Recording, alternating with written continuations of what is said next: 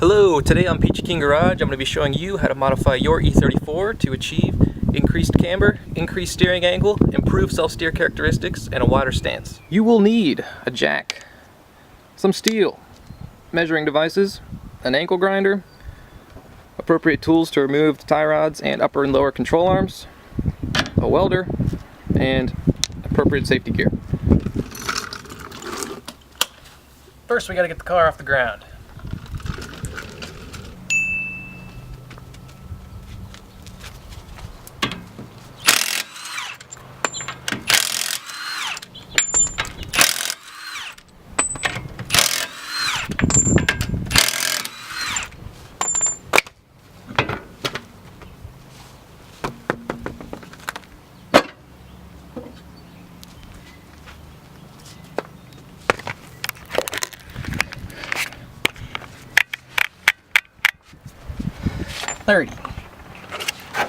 So if we take a look underneath, we'll see our lower control arm here,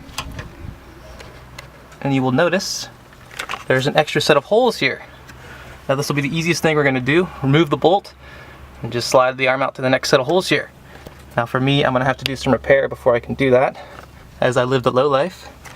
And I'm also going to box this in on the bottom here because I plan on hitting the ground a lot. So as a result of moving our lower control arm out, it's going to pull our wheel out about an inch, and it's also going to give us some more negative camber. But as a result, our tie rod and our thrust arm or upper control arm are not going to be long enough, so it's going to pull the hub backwards, and we're just not going to have enough adjustment to get it aligned. So we need to cut these and extend them.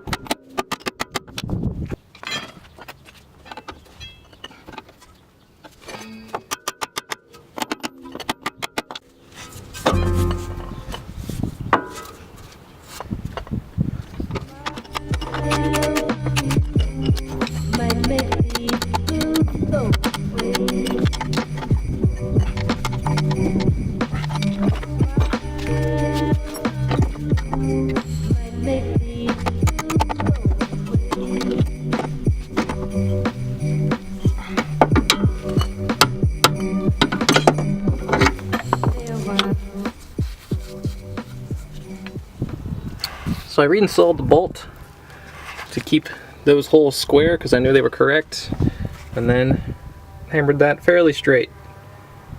Same with the back, pretty straight. Not too worried about it being perfect because it is a drift car.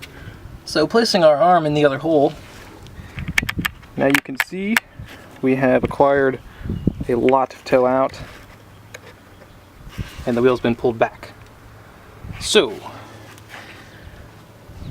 we could just guesstimate how much we need to lengthen the upper control arm, and it'll probably be okay as long as we do the same on both sides, but we can do a little math here and measure and figure out how much we need to lengthen it. So let's pretend this is our upper control arm and this is our lower control arm. Now to figure out how much we need to lengthen this, we need to use some geometry math. We have our hypotenuse finder here and our mock-up suspension. So I measured from the center of the upper control arm mount to the center of the lower control arm mount, which was roughly 13 inches. So you plug that in, and then we measure the stock distance from the lower control arm out to the ball joint, which gave us 12.75. And then we add the difference here of our holes, which is 1 1/8 inches from center to center. So that brings us to 13.875, and our new length is 19.01. So our original was 18.2, so the difference is 0.8 inches that we need to add.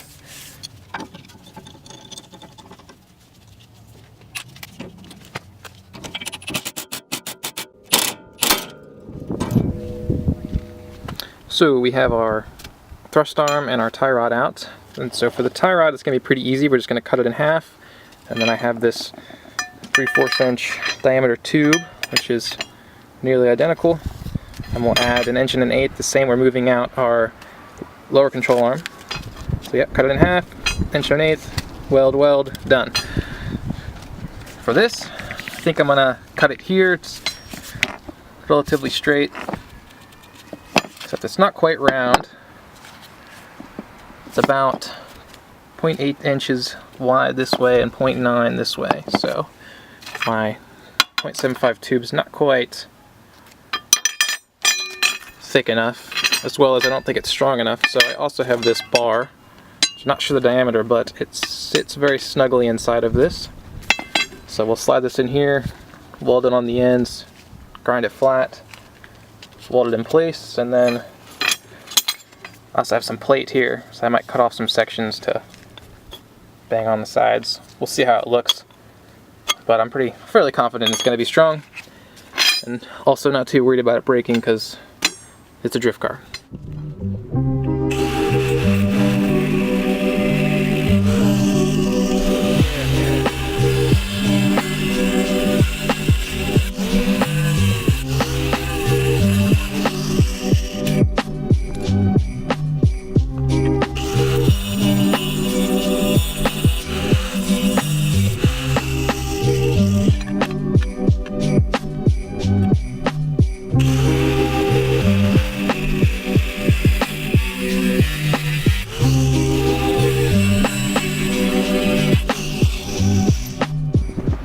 Alright, tie rod is done. Pretty straight. Definitely not my best welds, but they should be strong. So it is time to cut our upper control arm, and I've decided to cut it up here for the sake of being able to be accurate, because what I've come up with is to ensure it's straight. If we hold this bar flush to the metal part of the bushing down here, then we can measure the gap up top, which should be 0.45 inches for me. And then same, you can hold the bar on the bottom of the bushing and on the apex there. And then there's a gap, which is also just about 0.45 inches.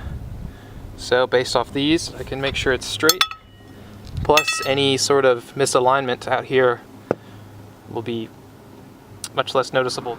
Alright, so I've got the upper thrust arm tacked together here, and I wound up having to use 1 inch and 50 thousandths of rod. So the goal was actually 0.9 added, but we lost 0.15 inches from the width of the ankle grinder blade and just from grinding things flat. So 1 inch and 50 thousandths bar in, and then there's the tube. So I left a channel for me to weld in, so we'll fill that all up. Looks pretty good. Measurements are, I don't even know, not in the ballpark, but it looks straight. These flat lines line up here, same on the bottom, straight this way, and I think it'll be alright. Let's finish it off. Welds are complete. Once again, not my best welding, but I feel like I got good penetration, and I think it'll be strong. So here we have our final products. Tie rod, upper control arm. Now it's time to reinstall and begin on the other side. We have the other side done here. Slightly better welds than yesterday. Alright, everything is installed. See our welds in action here. It's looking pretty good. So, already seeing some additional negative camber. Still have to align it. And the next step would be to shorten the steering arm. We can also remove some steering lock stops back there to gain more steering angle, but I'm going to leave it like this just to test out this setup, see how I like it before I start modifying on the hub.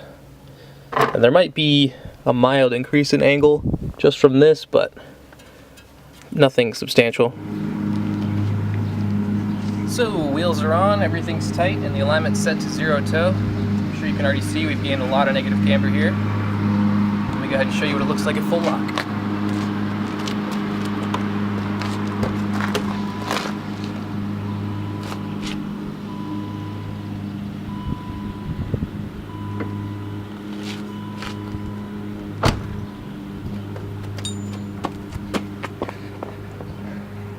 Seems like we've gained a bit of angle here, and all that added negative camber is really helping the wheel stay pretty close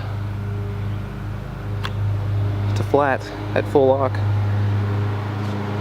So pretty excited to try it out. All that's left is to go send it.